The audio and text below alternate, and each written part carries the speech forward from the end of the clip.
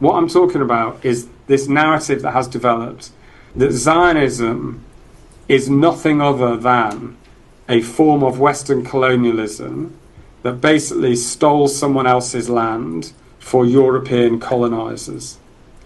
And these European colonisers being Jews.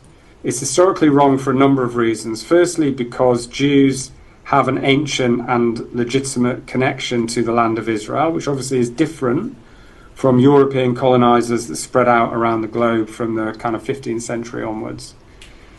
Jews were always living in the land of Israel. They had sovereignty in part of the land of Israel in ancient times, and even after that period, there were still Jews living there throughout. There was a continuous Jewish presence.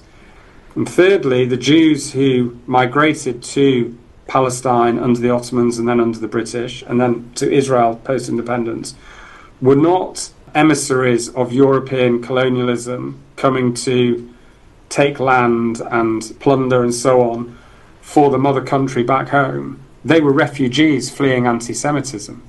Now, the danger of it is, in kind of modern radical left theory about colonialism, colonisers can never have rights, and their children and their grandchildren and great-grandchildren remain colonisers and never acquire rights. And therefore, in this theory, the whole of Israel is illegally occupied, and therefore Palestinians have the right to use armed force, armed resistance to attack and kill any Israelis anywhere in Israel.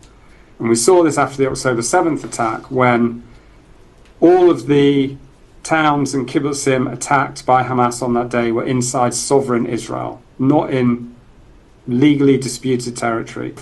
And yet you had purveyors of this anti-colonial narrative about Israel, including, tenured professors in American universities and all the rest of it, saying, well, what do they expect? They're colonizers. This is what happens to colonizers. Now they'll finally realize. So it's a narrative that prohibits compromise. It mitigates against the idea of working for peace between Israelis and Palestinians. And it justifies the use of violence against Israeli civilians within Israel itself.